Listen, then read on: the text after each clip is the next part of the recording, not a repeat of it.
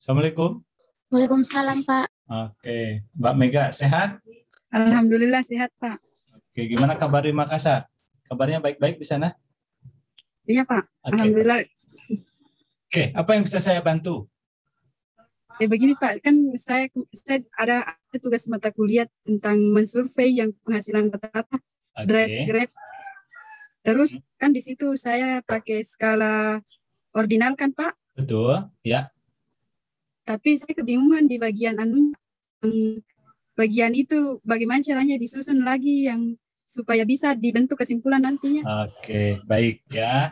Apa judulnya tadi rata-rata penghasilan Driver ojek online dan studi kasusnya itu Grab, Pak. Oke, baik. Berarti kalau kita berbicara istilahnya adalah rata-rata, berarti kan kita akan terbayang kepada data yang kita miliki kemudian dirata-ratakan ya, seperti dalam ukuran statistika. Masih ingat pelajaran ukuran statistik kan ya? Iya, Pak. Nah, ukuran statistik yang dalam dalam pelaksanaannya berarti ada rata-rata hitung, ada rata-rata ukur ya. Iya, Pak. Nah, oke. Nah, tapi perlu dicamkan ya bahwa kalau kita berbicara rata-rata hitung katakan ya, berarti kita harus ingat bahwa dari data yang kita miliki yang berskala rasio, kemudian interval, kemudian ada ordinal, ada nominal kan? Betul nggak? Nah, jadi yang bisa dirata-ratakan itu adalah dari interval ke atas. Nah, dalam istilah lain, sebenarnya yang dipakai itu kan ada istilahnya ukuran gejala pusat. Nah, rata-rata itu disebut juga sebagai ukuran gejala pusat. Ukuran gejala pusat itu apa sih? Masih ingat? Masih ingat nggak? Lupa. Ada rata-rata, ada median, ada modus, begitu ya. Nah, jadi ketiga angka ini atau ketiga ukuran statistik ini bisa bertindak sebagai ukuran atau kita sebut sebagai ukuran gejala pusat. Hanya memang penempatannya nggak bisa karena harus dilihat dari data yang kita miliki seperti apa. Contoh ya, kalau misalnya ada data laki-laki, perempuan, laki-laki, laki-laki. Kemudian kita kodekan ya bahwa ini satu, misalnya perempuan dua, laki-laki satu, laki-laki satu, betul kan? Betul gitu nggak? Bisa kita kode begitu nggak? Bisa nggak Mbak Mega? Iya, Pak. Oke, jadi kan bisa ya, laki-laki kita kasih kode satu, kemudian perempuan kita kasih kode dua, laki-laki ini satu, ini satu. Ini skalanya apa? Ordinal, Pak. Kalau jenis kelamin, skalanya adalah nomina. Oh iya, karena nomina ya. Karena apa? 1 dan 2 kan hanya membedakan saja. Boleh nggak perempuan saya kasih kode 1 atau dibalik perempuan 1, laki-laki 2? Boleh? Bisa, Pak. Oh, boleh, bisa. Berarti sebenarnya angka ini hanya untuk pembeda saja. Karena ini kita pakai skalanya adalah nominal. Nah, perhatikan sekarang. Kalau skala nominal, ya bisa nggak kita bertanya rata-rata ini jenis kelaminnya apa? Kan nggak bisa. Artinya kalau dibayangkan rata-rata itu sebagai X bar sama dengan sigma XI per N, ini nggak bisa kita gunakan ini. Karena apa? Angka 1, 2, 3, 1, 2 ini hanya sebagai pembeda saja. Jadi nggak bisa ya. Misalnya di sini kita buat di data ini, di data ini kemudian kita 1 ditambah 2 ditambah 1 tambah 1 hasilnya berapa? Sama dengan 5 ya. Kemudian dibagi 4 gitu kan. Ini kan 1,25. Tapi apa artinya gitu? Ini nggak bisa dilakukan seperti ini. Jadi kita tidak bisa menggunakan rata-rata hitung di dalam data yang memiliki skala pengukuran nominal. Jadi apa yang bisa kita pakai? Paling kita bisa bicara soal modus. Ya, modus. Berarti modus itu apa? Masih ingat? Nilai tengah apa yang sering muncul.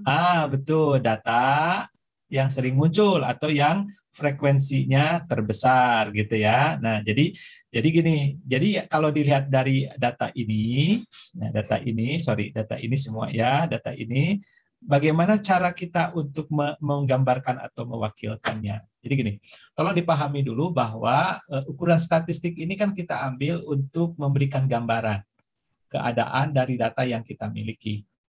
Jadi kalau disuruh menggambarkan suatu kumpulan data, lalu kita memunculkan suatu ukuran statistik, harusnya dengan ukuran statistik itu kita bisa menangkap kesan umum yang muncul. Kesan umum yang muncul itu bisa diwakili dengan ukuran-ukuran statistik. Salah satunya tadi adalah ukuran gejala pusat. Nah, jadi gini, kalau saya katakan bahwa mahasiswa saya rata-rata IPK-nya adalah 3,2. Nah, berarti kita terbayang atau kita bisa membayangkan bahwa sebagian besar atau pada umumnya mahasiswa tersebut memiliki IPK di sekitar 3,2. Walaupun kita tentunya paham bahwa tidak semua IPK-nya 3,2. Benar kan begitu ya? Betul nggak kira-kira begitu? Ya, Pak. Nah, jadi rata-rata itu ingat fungsinya adalah untuk memberikan gambaran ataupun memberikan angka wakil yang bisa membuat si pendengar atau orang yang kita ajak bicara itu lebih paham dari kumpulan data yang kita miliki. Nah, lalu kalau saya disuruh menggambarkan bagaimana keadaan kelas yang saya ajar dari sisi jenis kelamin, ya kita tidak bisa menggunakan X-bar atau rata-rata seperti tadi. Paling yang bisa kita sebutkan adalah bahwa kelas yang saya ajar dari sisi jenis kelaminnya ataupun modus dari sisi jenis kelaminnya adalah laki-laki. Tergambar nggak sebenarnya kalau kebanyakan seperti itu? Tergambar. Berarti kalau saya katakan modusnya laki-laki adalah bahwa yang paling besar atau sebagian banyak mahasiswa saya adalah laki-laki.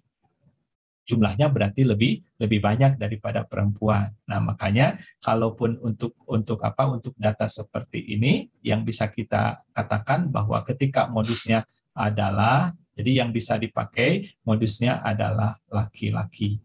Atau juga bisa kita buat statistiknya adalah laki-lakinya adalah 75% dan perempuannya adalah 25%. Nah, ini ukuran yang bisa dipakai. Ya, nah baik nominal maupun ordinal sama ya, kedua-duanya hanya bisa mempergunakan ukuran gejala pusatnya adalah modus, tidak bisa rata-rata atau jangan mengambil atau membuat rata-rata seperti yang kita sebutkan ataupun dalam bentuk seperti X-bar yang di atas ini. Ya, jadi nggak bisa kalau X-bar kita pakai untuk menggambarkan jenis kelamin ataupun tingkatan sekolah.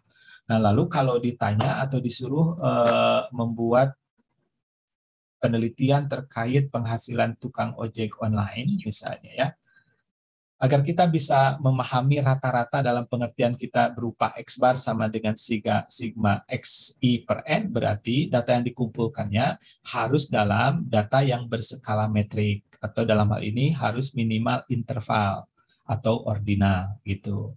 Nah, jadi kalau dalam bentuk yang seperti Mbak Mega tadi sampaikan, misalnya ya kayak tadi misalnya usia berat badan satu misalnya lebih dari 100 kg, dua misalnya 81 sampai 100 kg. Nah, kalau sudah dalam bentuk berat badan dalam bentuk kategori ataupun dalam bentuk simbol 1, 2, 3 seperti tadi, kita nggak bisa buat rata-ratanya. Jadi yang bisa kita buat baru dalam bentuk adalah yang paling banyak klasifikasi mana? Apakah 1 atau 2 atau 3 misalnya. Kalau 3 berarti yang paling banyak adalah yang responden yang memiliki berat antara 70 misalnya sampai dengan atau 60 sampai 80 kg. Begitu. Paham nggak sampai sana dulu? Paham, Pak, tapi kan ini saya penelitianku, Pak, pakai teknik sampling. Tuh, oke, itu lain hal, nggak apa-apa. Kalau teknik sampling berarti kan hal yang lain karena memang kalau kita melakukan sampling, artinya kita tidak mampu berhadapan atau tidak mampu menghitung semua unit yang ada di populasi, begitu kan? Karena keterbatasan waktu dan biaya, katakanlah, maka kita hanya ambil sebagian dari mereka. Misalnya berapa populasi ojek online di Makassar? Misalnya 38. 38.000. Apanya ini Pak? Jumlahnya berapa? Populasinya? Jumlah ojek Gojeknya berapa orang? 38 Pak. 38 orang. Misalnya Pak. 38. Iya, sedikit kalau 38 bisa dihitung semua dong. Itu Pak yang terkumpul. Sekarang yang terkumpul samplingnya Pak. Kan? Samplingnya, berarti sampelnya kalau gitu. Iya Pak. Oke, saya nanya sekarang. Seluruhnya berapa dulu? Seluruhnya. Jangan Pak, di luar dari Honda. Berapa? Ada ribuan, berapa ribu? Banyak Pak, data berapa ribuan. Nggak pernah menghubungi Gojek Makassar? Tidak Pak, saya sebab saja kuesionernya. Harusnya gini, harusnya tanya dulu ke Gojek Makassar berapa populasi pengemudi ojek online misalnya. Oke, nggak apa-apa. Berarti sekarang sudah dikumpulkan data sampel sebanyak 38. Lalu pertanyaan saya, bagaimana cara memilih 38 itu? Bertanya yang ditemui aja? Iya Pak, cuman itu yang isi kuesioner Pak, karena banyak yang tidak mengisi. Oke. Nah, sekarang pertanyaannya yang tadi ditunjukkan ke saya. Kan di situ saya temukan, kan saya pakai skala ordinal Pak. Ya. Terus sampling yang saya gunakan itu simple random sampling. Nah, nanti penyelesaiannya itu sesuai skala yang digunakan ataukah Pak? Oke, saya catat dulu ya bahwa kayaknya teknik yang dipakai bukan simple random sampling, tapi convenience sampling. Tahu nggak syarat untuk simple random sampling?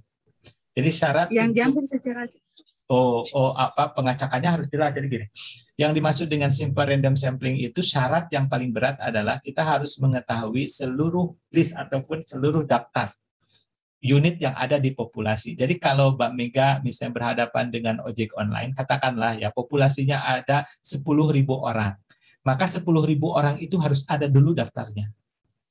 Nah, kemudian dipilih secara acaknya bagaimana? Kita bisa menggunakan angka random yang dipilih acak ya. Dari 10.000 itu kan kita nggak bisa nggak tahu siapa aja nih, tapi dipilih terlebih dahulu baru nanti dihubungi orang yang terpilih. Misalnya si A gitu ya, tinggalnya di kecamatan X, maka karena si A terpilih lalu dihubungi orang ini untuk didapatkan. Nah, kalau misalnya Mbak Mega mendapatkan sampelnya adalah di jalan, kemudian ketemu ataupun tukang ojeknya yang merespon penyebarannya lewat apa? Lewat G-Form ya? Iya Pak. Google Form. Lalu dikirimnya kemana aja? Ke media sosial Pak, di WA, Instagram. Oke. Nah, berarti kan kalau begitu memang sampling seadanya istilahnya, walaupun memang secara yang responnya secara random. Oke. Tapi itu abaikan dulu lah ya. Jadi itu tersendiri. Tapi teknik yang dipakai, kalau saya bilang sih memang meskipun mereka acak yang respon siapa, tapi sebenarnya bukan simple random sampling seperti yang dimaksud di dalam teknik sampling yang ada di statistika. Oke, nggak apa-apa. Nah, jadi yang respon 38 orang. Iya Pak. Oke. Nah, data ataupun informasi yang digali ada berapa pertanyaan? Nama, jenis kelamin, usia, baru, penghasilan per hari Pak. Tadi ada berat badan? Tidak ada Pak berat badan. Contoh itu, hanya contoh aja yang di. Iya Pak, contoh. Penghasilan, tetapi di dalam bentuknya adalah tadi ya sudah di kelas interval ya. Iya Pak. Jadi yang pilihan 1 itu dari berapa sampai berapa? Sorry. Dari kurang dari 50.000, 100.000 sampai, tunggu saya lihat Pak. Oke, nggak apa-apa. Jadi yang pertama kurang dari 50.000 gitu ya. Yang kedua mungkin lebih dari 50.000 sampai 100.000 gitu ya. 100.000. Oke. Nah, dan itu sudah didapatkan berarti sekarang kan. Nah, di dalam rekap data, di dalam judul variabel penghasilan, berarti kan ada yang pilihannya option 1, option 2, option 3 dan seterusnya kan. Nah, data-data itu tidak bisa dirata-ratakan. Jadi tidak boleh begini. Misalnya responden 1 jawabannya 1 gitu ya. Responden 2 jawabannya di pilihan 2 gitu ya. Kemudian responden 3 jawabannya di pilihan keempat. Untuk mencari angka yang mewakili penghasilan ketiga ojek online ini, tidak bisa 1 ditambah 2 ditambah 4 misalnya. Sama dengan 7, nggak bisa begitu.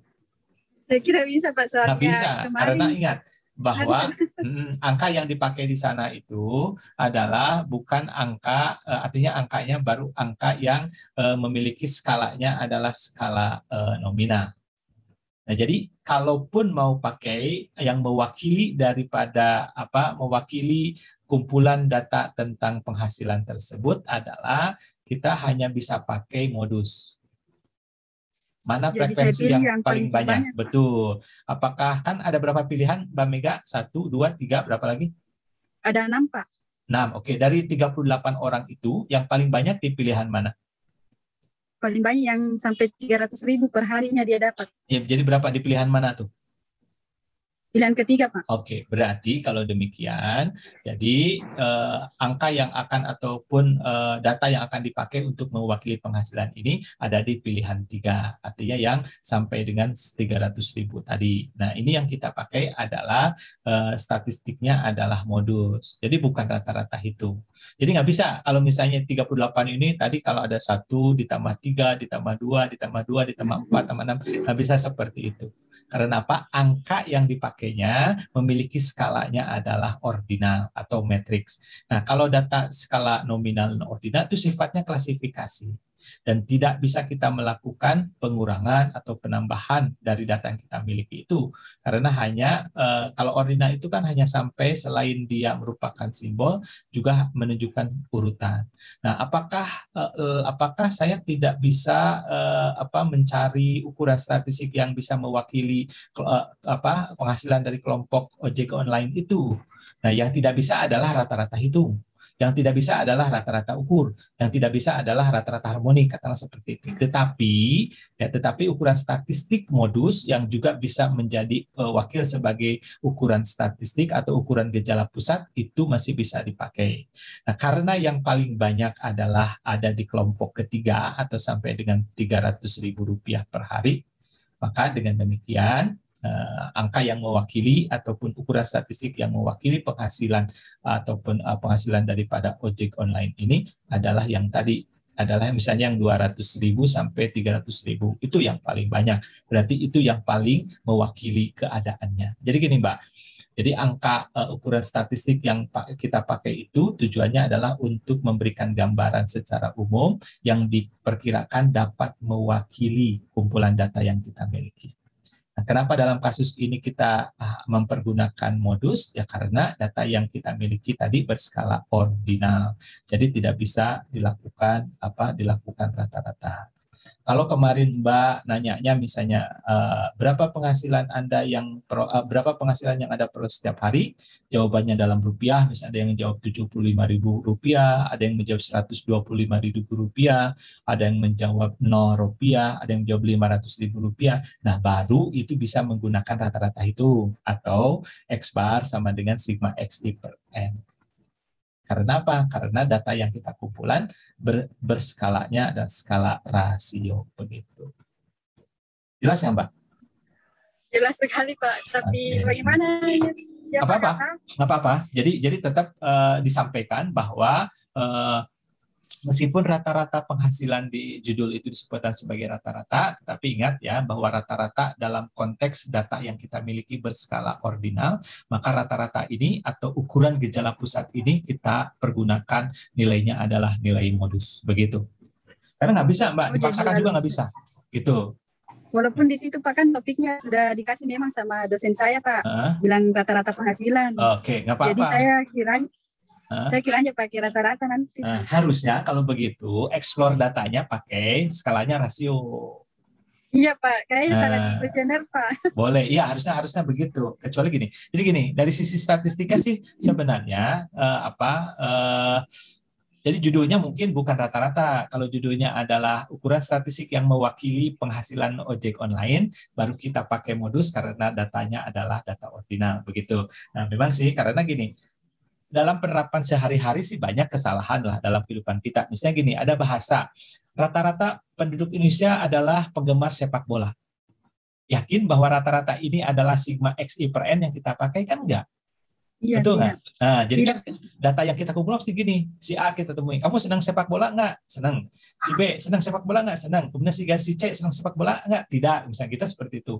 Ketika kita mengatakan rata-rata penduduk Indonesia senang sepak bola, artinya apa yang dipakai adalah jumlah yang paling banyak di antara yang senang dengan yang tidak senang. Paling itu aja, Mbak. Gitu. Ya. Seharusnya saya sebar kuesioner ya Pak. Betul. Nah, kalau begitu bisa nggak dibalikin lagi? Artinya diulang aja kalau Jadi begitu. Pertanyaannya saya diganti. saya bilang berapa memang fixnya dia penghasilannya per hari. Misalnya 70.000. Oke, Jadi betul. nanti saya Rata-ratakan. rata-ratakan saja Betul, langsung. kalau itu bisa. Nah, kalau seperti itu bisa, Mbak Mega. Hanya memang gini, kadang-kadang kalau di survei itu kan juga ada hal-hal sensitif ya. Kadang-kadang orang tidak mau menyebut satu angka persis gitu ya. Iya Pak. Kayak usia gitu kan, jarang yang mau, ataupun berat badan dan jarang gitu ya. Penghasilan pun sebetulnya sama. Karena apa? Makanya di setiap akun di sebagian banyak kuesioner itu selalu penghasilan orang tua bisa selalu dalam bentuk kelas interval tadi yang akan menghasilkan data dalam skala ordinal tadi kebanyakan.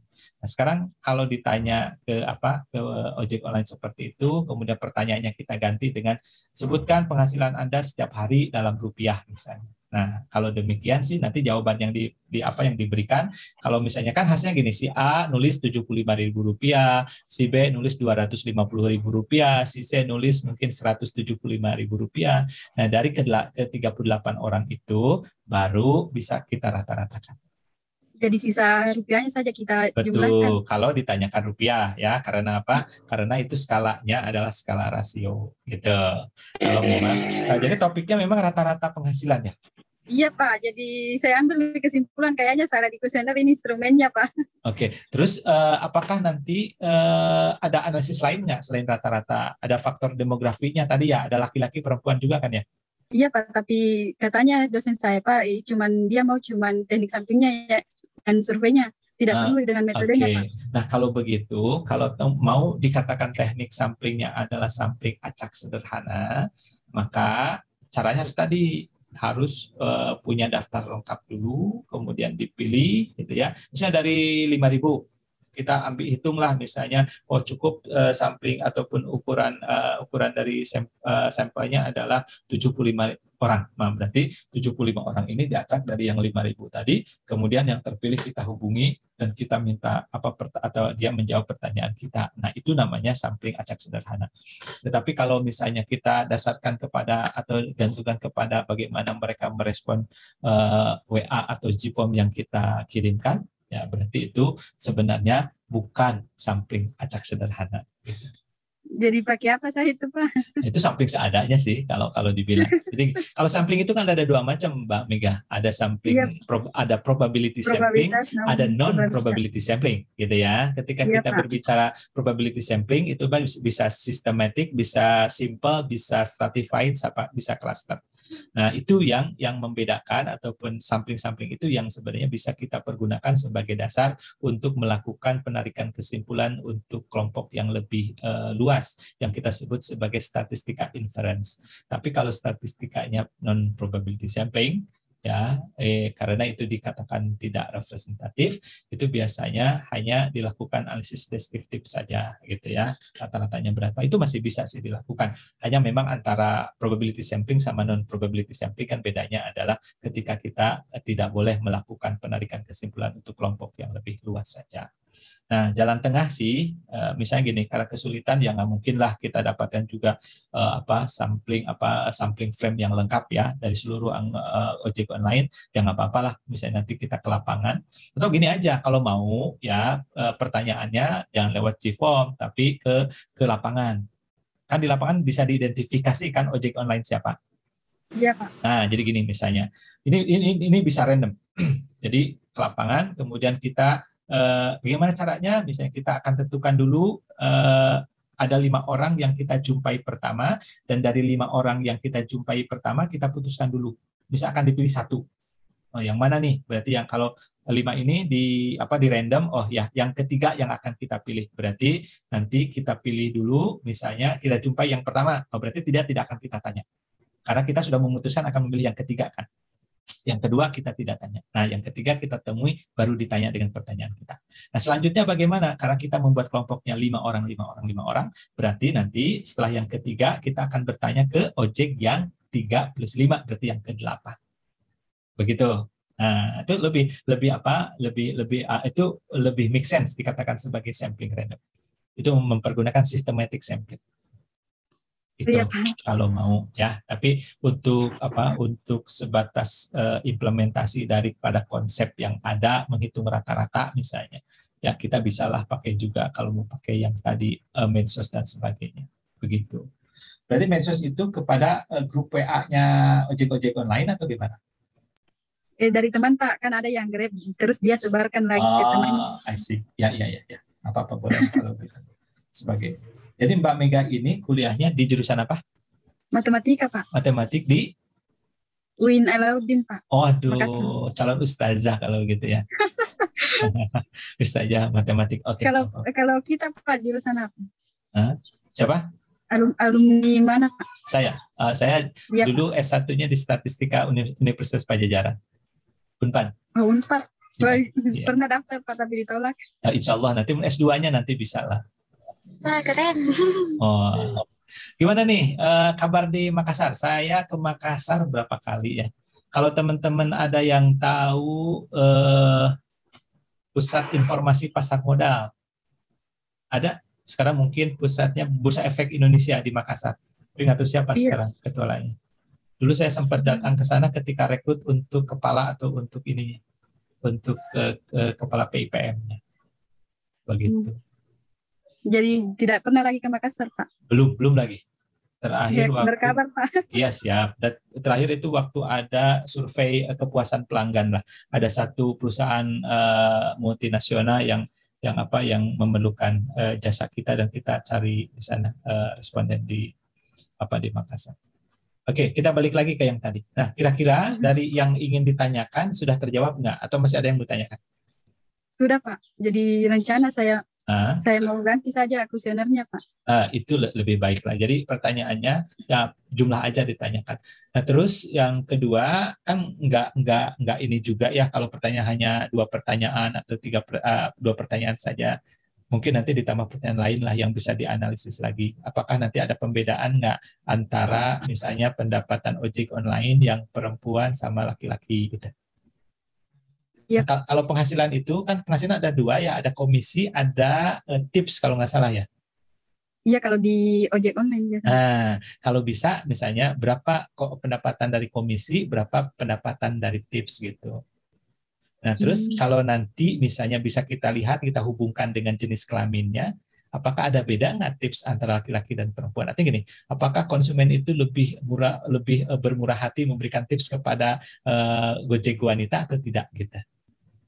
Iya. Oke, Gojek wanitanya berapa persen dari yang 38 itu? Berapa? Sedikit yang isi, Pak. 5 orang. 5 dari 38, lumayan lah. Masih ada daripada 1 dari 38 kamu.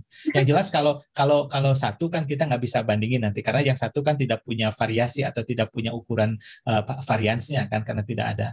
Nah, jadi kalau bisa dianalisis atau bisa kita bandingkan itu kan minimal harus ada 2 kan, seperti itu. Nah, jadi kalau misalnya 5 itu sudah lumayan lah. Nah, jadi gini maksud saya, teman-teman nanti bisa meskipun yang diminta hanya rata-rata penghasilan saja, tapi kan kalau dilihat dari sisi misalnya jenis kelamin, dari usia gitu ya, itu akan lebih kaya, analisisnya akan lebih banyak kan. Betul nggak, Mbak Mega? Iya, betul, Pak. Nah, teman-teman berarti grupnya ini perempuan semua? Iya, Pak. Kebanyakan perempuan. Iya. Nah, gitu ya. Caranya tadi supaya menambah itu bisa saja teman-teman juga, apalagi kalau teman-teman perempuan kan bisa lebih persuasif ya, atau meminta tukang ojek ngisi pasti akan lebih terenyuh lah gitu kan untuk mengisinya.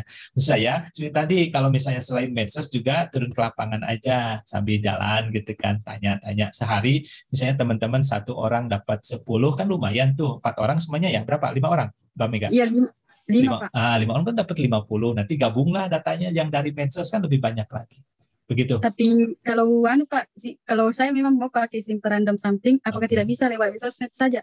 Ya, masalahnya gini, simple random sampling itu tadi harus punya kan gini, persyaratan berat simple random sampling itu adalah harus punya sampling frame. Sampling frame itu adalah daftar lengkap dari unit atau elemen yang ada di populasi. Makanya tadi Mbak Mega pertanyaan saya di awal, apakah Mbak Mega punya daftar seluruh pengemudi ojek online-nya? Tidak, Pak. Nah, kalau tidak susah kita dapatnya, gitu. Ya, jadi pengacakan ataupun acaknya itu tadi mendingan acak ke lapangan yang pakai sistematik random sampling acak. Jadi kita misalnya bagi pengemudi ojek yang akan kita temui dalam satu hari itu ke dalam kelompok 4-4 atau 5-5 lah terserah, atau 3-3 juga bisa. Nah, jadi dari yang 3 pertama ini mau yang keberapa yang dipilih misalnya. Oh, yang ketiga, berarti nanti 3, yang ketiga, yang terus plus 3 jadi 6, plus 3, 9, seterusnya. Kan juga bisa seperti itu. Begitu. Hanya sekali lagi, kalau memang ingin simple random sampling, resikonya ataupun paling tidak harus punya dulu daftar sampling frame yang lengkap. Terus Pak, sampling apa yang kalau misalnya untuk sosmed saja, karena sekarang kan Pak jadi biasa susah. Oke, betul. Kalau memang agak susah, berarti kalau dari sosmed yaitu berarti kita memakai yaitu paling tidak itu convenience sampling. Nah, kecuali kalau gini, Mbak punya daftar di grup WA misalnya, ada berapa daftarnya? Nah, grup WA apa Pak? Grup WA Gojek Online tuh. Misalnya di grup itu tuh Gojek Online semua tuh ya. Misalnya ada 150 orang. Nah, 150 orang ini kita pilih acak lah di antaranya 50. Nah, itu baru bisa termasuk juga di acak. Artinya orang yang terpilih nomornya nanti kita hubungi, bisa nggak isi ini, tolong isi ini, begitu. Kan gini, yang ada sekarang itu gini Mbak Mega itu kan, buat form, kemudian disebarkan ke medsos, setelah itu nunggu jawaban aja kan. Iya Pak. Nah, kalau mungkin bisa lebih aktif, lebih nggak apa-apa lah menurut saya sih. Nah, kalau penekanannya kita adalah untuk melihat bagaimana mekanisme perhitungan rata-rata berdasarkan data sampel yang dapat atau yang kita kumpulkan sih, menurut saya sih nggak usah ribet juga lah dari cara teknik samplingnya. Yang penting kan dapat mengimplementasikan dari angka yang diperoleh itu, bagaimana cara kita bisa menduga, apalagi kan harus bisa menduga atau menaksir rata-rata yang ada di populasi berdasarkan data rata-rata yang diperoleh dari sampel, kan begitu, betul nggak? Nah, artinya apa? Rata-rata yang kita peroleh dari statistik sampel itu kita pergunakan untuk menaksir parameter yang ada di populasi, begitu. Ya udah, kalau misalnya memang yang paling memungkinkan saat ini adalah melalui seperti tadi, ya medsos, ya udah optimalkan saja. Hanya berarti sekarang harus atau perlu di review ataupun disesuaikan pertanyaannya supaya supaya memang bisa dipergunakan rumus rata-rata samplingnya itu, begitu. Iya Pak. Ya, oke. Detail sekali Pak. Ya, mudah-mudahan lah bisa membantu. Ada pertanyaan lain nggak? Sudah tidak ada Pak. Oke, Mbak Nur ada pertanyaan, silakan. Mbak Dewi, Pak Husna. Alhamdulillah sudah jelas Pak. Teman-teman berarti semester berapa? 6 Pak. Berarti udah sempat sempat offline di kelas berarti ya? Iya Pak, waktu semester 1, 2, 3. Oke, berarti sempat mengenal teman-teman seangkatan ya? Iya Pak. Dibandingkan dengan angkatan 2020 sama 2020 ya yang belum ketemu kan? Oke. 20. Iya. Dan teman-teman juga belum kenal sama di kelasnya. Kenal. Oke. Kalau anak-anak matematik itu anak-anak canggih biasanya,